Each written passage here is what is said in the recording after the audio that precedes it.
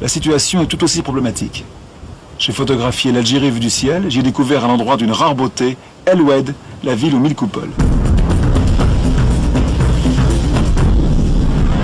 Au cœur du Sahara, à 700 km au sud-est d'Alger, la nature est hostile et toute vie paraît impossible.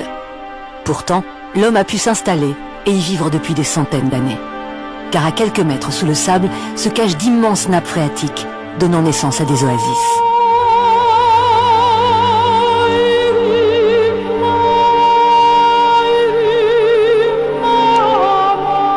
El Oued est un de ces joyaux du désert, connu pour sa beauté architecturale et surnommé la ville aux 1000 coupoles.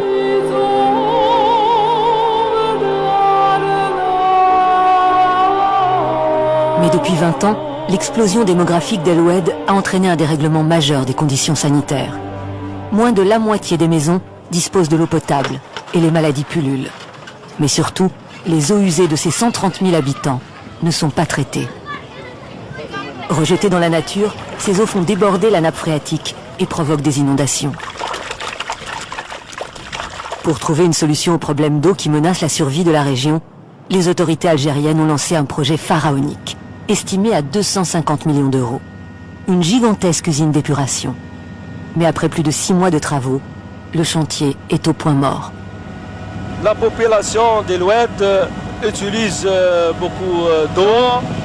Voilà les eaux usées qui s'infiltrent dans la nappe phréatique. Alors on peut dire que la nappe phréatique dans cette région est complètement polluée. Petit à petit, la pollution d'El Oued ronge les palmeraies et les oasis situées autour de la ville. Ces mares d'eau polluée ont noyé plus d'1 million de palmiers en 20 ans. Une catastrophe écologique et économique pour les petits agriculteurs qui, depuis des siècles, avaient réussi à cultiver dans le désert.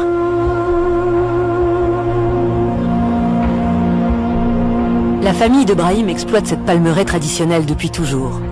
Elle y cultive des dattes et élève des chèvres en employant toujours la même méthode d'irrigation. Cette exploitation est l'une des dernières qui réussit à perpétuer la tradition. Mais comme partout dans la région, cette eau qui paraît si claire est extrêmement polluée.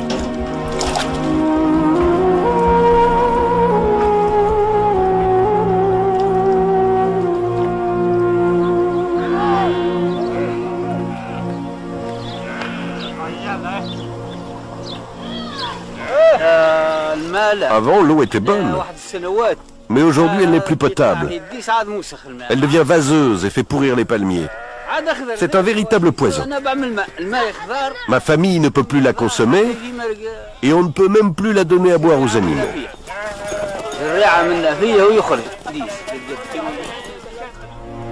Pour trouver de l'eau, on a pompé sans retenue dans la nappe phréatique.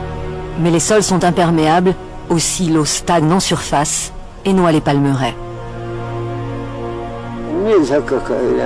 Elle avait plus de 80 ans, ma palmeraie. C'était celle de ma famille. Mon père la cultivait déjà bien avant moi. Il me l'a transmise ensuite. Ça fait maintenant 26 ans à peu près que les eaux ont monté et détruit notre palmeraie. C'était dans les années 80.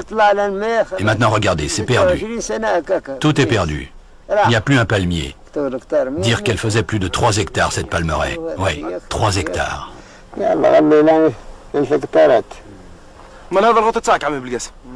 Aujourd'hui, le vieil agriculteur reçoit Dia, un spécialiste de l'environnement.